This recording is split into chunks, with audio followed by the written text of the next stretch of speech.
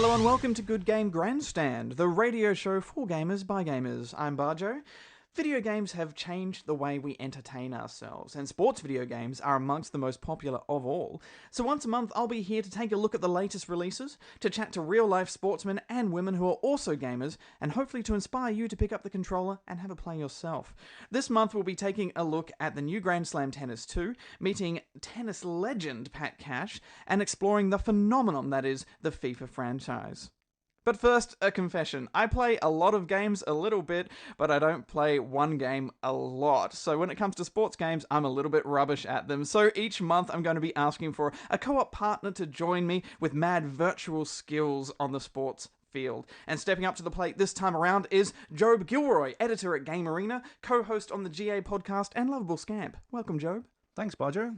Also joining us, we have one of our own producers from Good Game, Lin Ji Kong. Hello, Lin Ji. Welcome. Thanks very much, Barjo. Great to be here.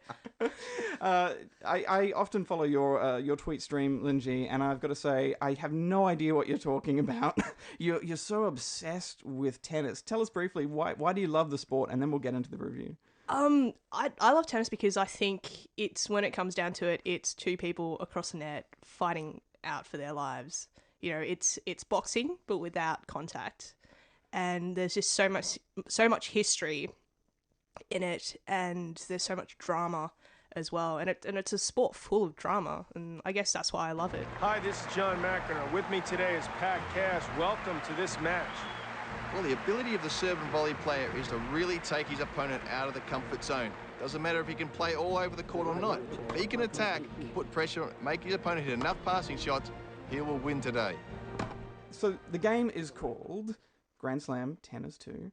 Tell us what kind of drama is coming out of this game for you. What are you liking about it? Well, in the game, I like it because I think it's probably the slickest tennis game ever made, personally speaking. And there's a great mode in it which EA has incorporated called the Grand Slam Legends mode, and it takes you through a lot of the old matches, you know, McEnroe against Bjorn Borg at Wimbledon, and you could relive the history, and I love that as part of sports games, and I think 2K did it very well, you know, with their NBA franchise as well. And tell us, does it capture that kind of same feeling as when you went back and watched those? You know, when you actually watch those matches, do you feel like you have that same kind of atmosphere and emotional response?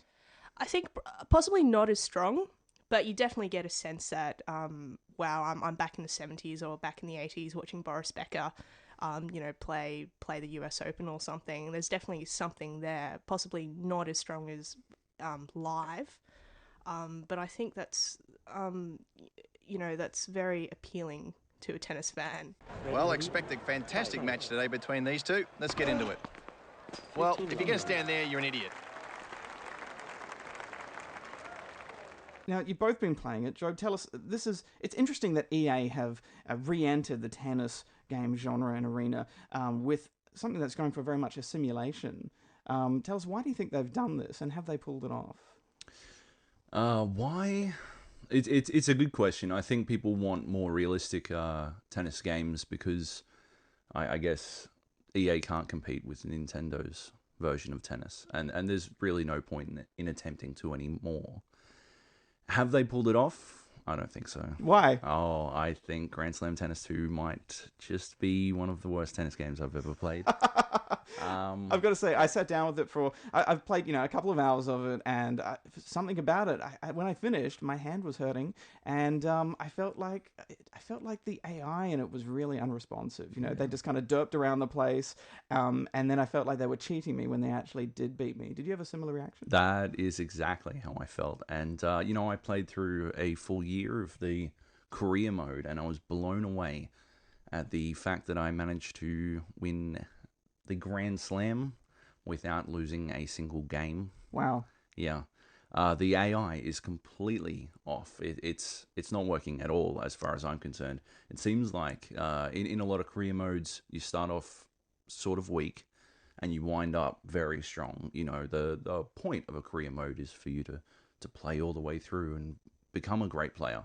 But they've gone in reverse, where by the second season, you finally actually start to see some challenge from the AI, But for the first entire season, you can just sort of do whatever you want. You practice, well, you can win matches by nothing but drop shots or lobbing only and things like that. And Tell us about the controls, because it felt very different to me. I'm used to kind of pushing a button and holding a button to swing the racket, but this one's a combination of the sticks. Lindsay, how did you find the controls in it? I actually went back to the old mode. I used buttons. Yeah? Because I found Yeah. I went into the practice mode last night, and I tried to use the stick, and I was always 200% more accurate with the buttons than with the stick, and I just don't think the stick is very responsive. That's the word, for a tennis game. What about the motion controls? Have either of you had a go with those? yeah, there seems to be a slight delay in the motion control as well. It'd be, I don't know, irresponsible of me to try to peg exactly how big the lag is between your motion and when it actually happens on the screen, but it's hundreds of milliseconds, so it's not good. It's not what you want. It's playing on a 56K modem or something. A pathetic lob. Got what it deserved.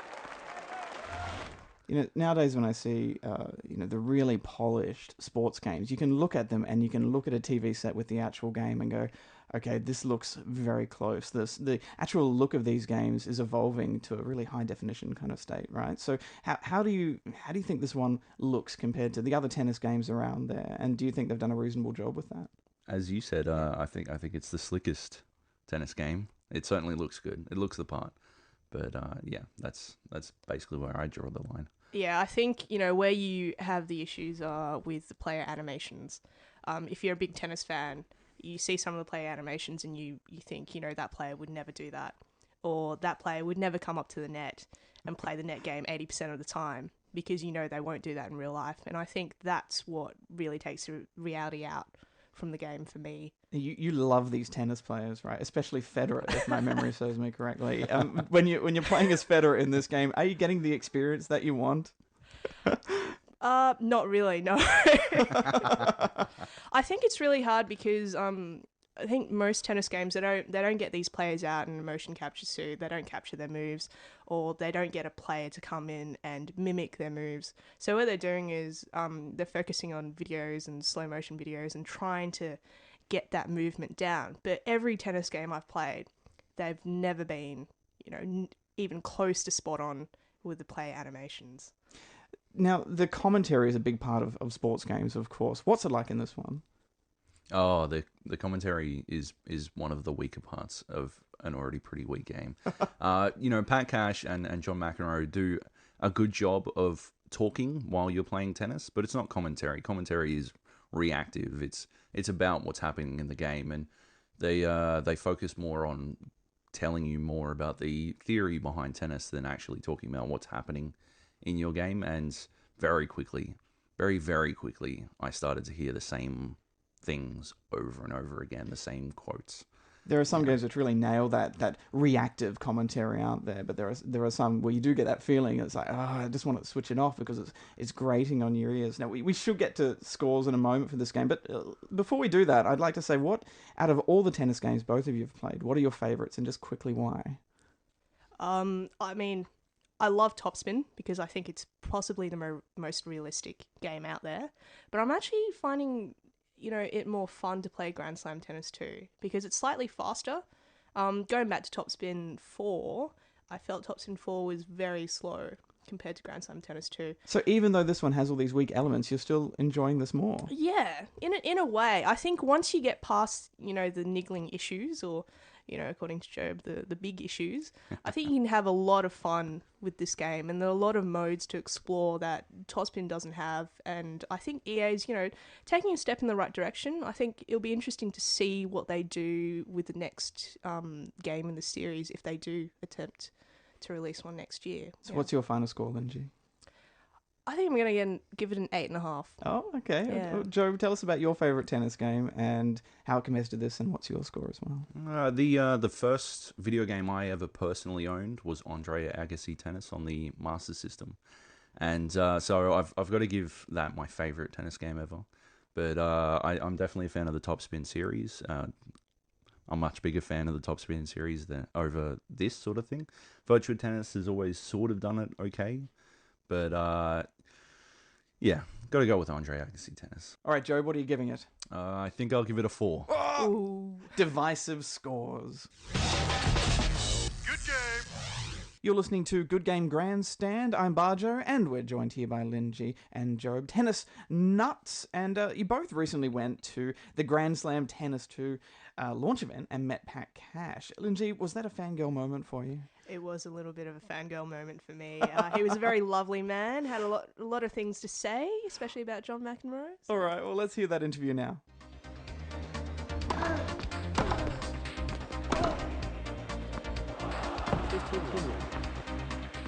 So, Pat, you're one of the legends included in Grand Slam Tennis 2, and you also provide the commentary.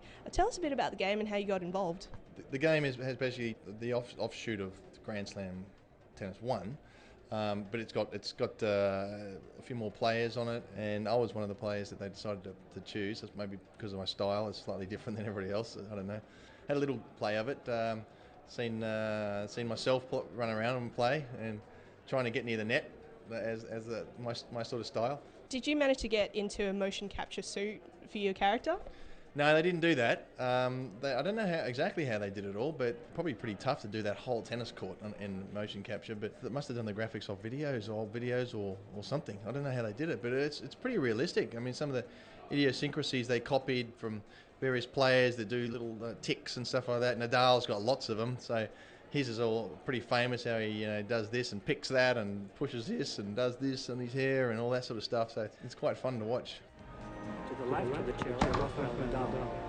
So they asked me to come and do the commentating. So I spent I don't know how many hours in the studio in London recording that, and then they sent me to New York to do commentating with John McEnroe in the studio. So that was actually a lot of fun. It was a long hours, but John and I were there basically commentating on various matches that they put us with, and we were so they try to get sort of slightly generic comments about not saying he or she or the name so much, like Sharapova's in the game or Davenport or Chris Evert. So the idea wasn't so much to mention that, but just sort of like she hit a great shot, and she really needs to move her feet better there, and those sort of comments, and they pieced it together somehow. And today is the launch, so I'm as interested as anybody to see how it comes up.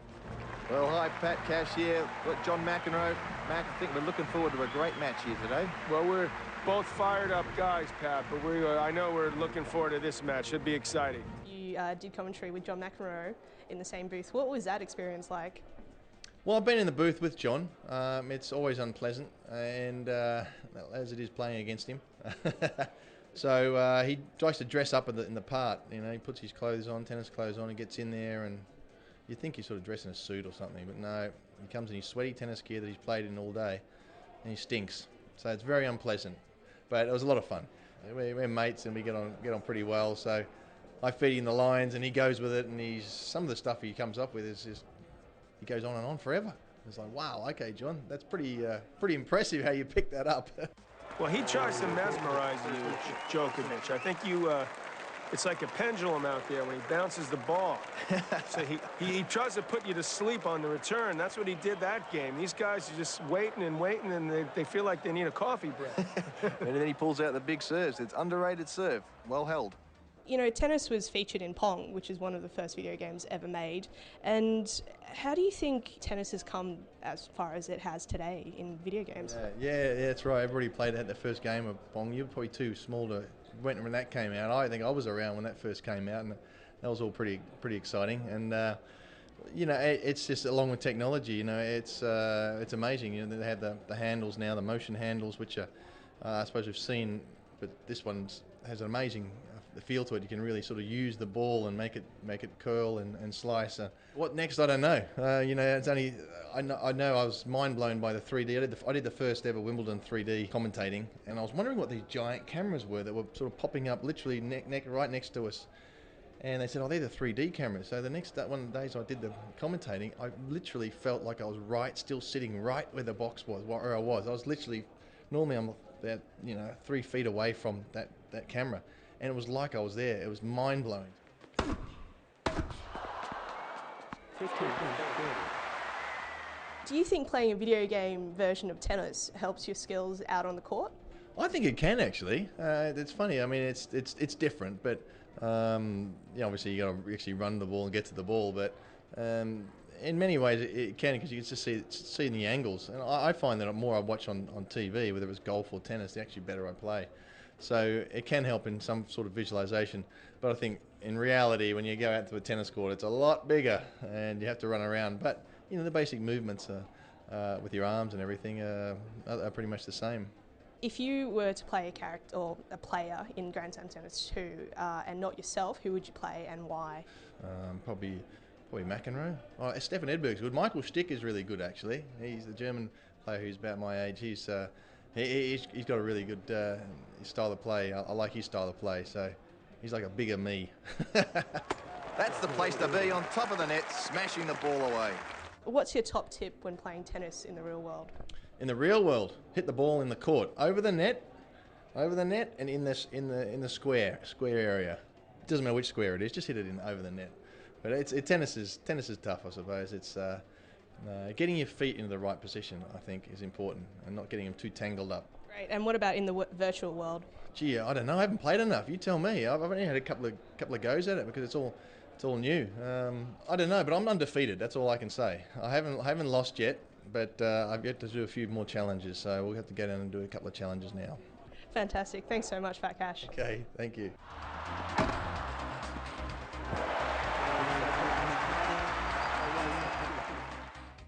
So it sounds like Pat isn't much of a gamer then. No, he isn't, but, I think he's trying. Oh, that's all that matters. Well, look, thank you very much, Linji, for joining us, and thank you, Joab, too. But you're going to stick around because we're going to be talking some FIFA very soon.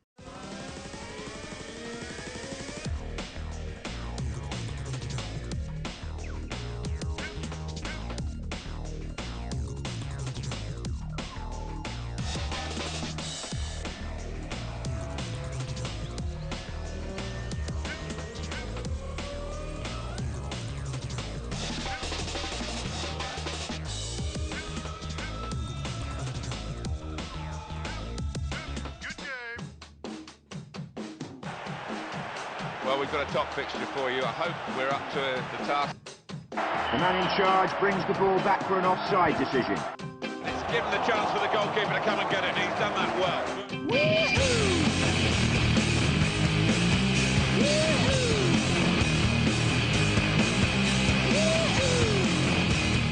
You're listening to Good Game Grandstand. I'm Barjo, and no doubt gamers out there will have recognised those sounds. It was, of course, Fifa Football, the franchise developed by Electronic Arts. And did you know it's been almost 20 years since the first FIFA game was released, all the way back in 1993?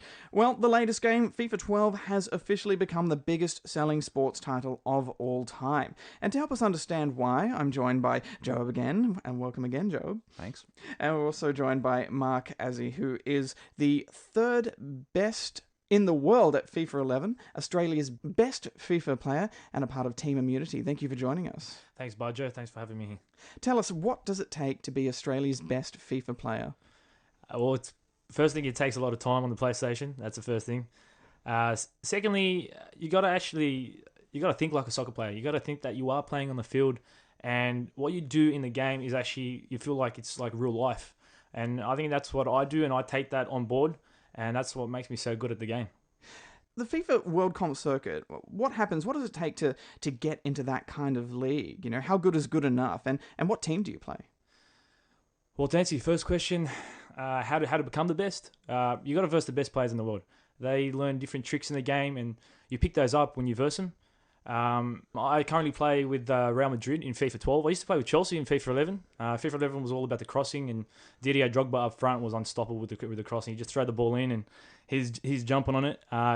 With Real Madrid in FIFA 12, they've completely changed the game. Cristiano Ronaldo is the best player in the game that I think. Leo Messi is still not up there in the FIFA games, but that's why I choose him, is because of Cristiano Ronaldo. And do you prefer FIFA 12? Because it does have some differences from the last one. I kind of do. They changed the defensive system.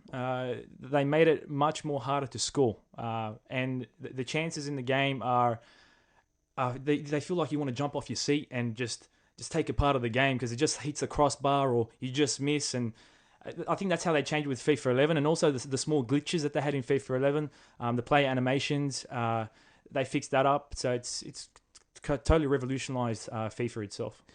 Tell us, Joab, why is FIFA the phenomenal success that it is? Why is it just so popular?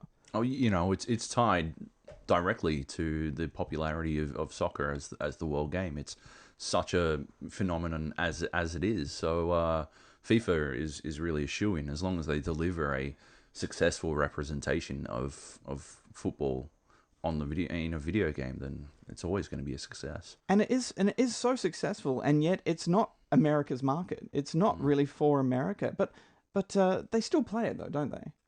Yeah, they do. Yeah, I can answer that one. They got a lot of great players in America. I versed them in the FIFA Interactive World Cup last year, and they also represent. They went to Paris, and I went to Paris, and they represent there. So there is a lot of them out there. But I think that Madden has taken over America. The Super Bowl just happened, so Madden is probably the best game or the most popular game in America at the moment, other than FIFA. What's it like going to these world championships and being a part of it? What's the feeling of the event, and how stressful is it?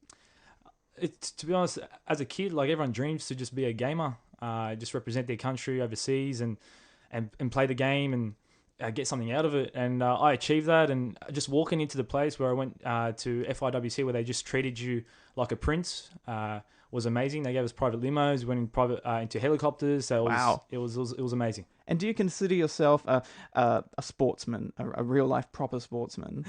I'm going to laugh at that one because one of my mates told me, he made up a Facebook page for me and he put athlete on it. And then all my mates started giving it to me because they go, how's the FIFA player an athlete? But I do regard myself as an athlete because you're training yourself and you're putting yourself through those hours to become the best.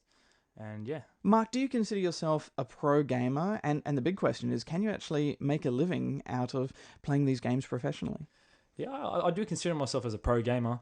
The money out there is okay. Over the last 5 years, they've increased the amount of the prize winnings. But if you are actually the best in the world, then you're going to get the big bucks. 140K this year is on offer in America. Last year was 20,000K. And it is increasing in the years, so hopefully in the years to come, if everyone gets on board and the game gets more popular, then the prize money does increase, and more money for everyone. Do you think it's a misconception out there that playing games professionally doesn't require the same amount of effort that it would to play the sport itself? The amount of training involved and the amount of actual work you have to do, is it comparative? It is kind of comparative. I spend a minimum around 3 to 4 hours a day on most days playing the game. Sometimes I don't play it for a week because I do work. But when I come back from that week off that I've taken and I do play my first game, it is kind of weird because you're getting back into the groove that you were back a week ago. So keeping that consistent run, and I believe, as they say, we're athletes, and we are athletes because we've got to keep on practicing and keeping up that standard. If we don't, then we lose a bit of it, and I think that's the same thing in real life. Do you play soccer in real life?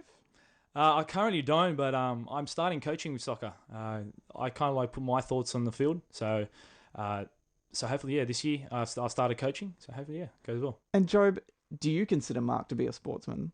Absolutely, yeah. Look, the amount of time and the amount of effort that you have to put into becoming a successful esports player these days, yeah, absolutely an athlete. This is such a successful model for FIFA, isn't it?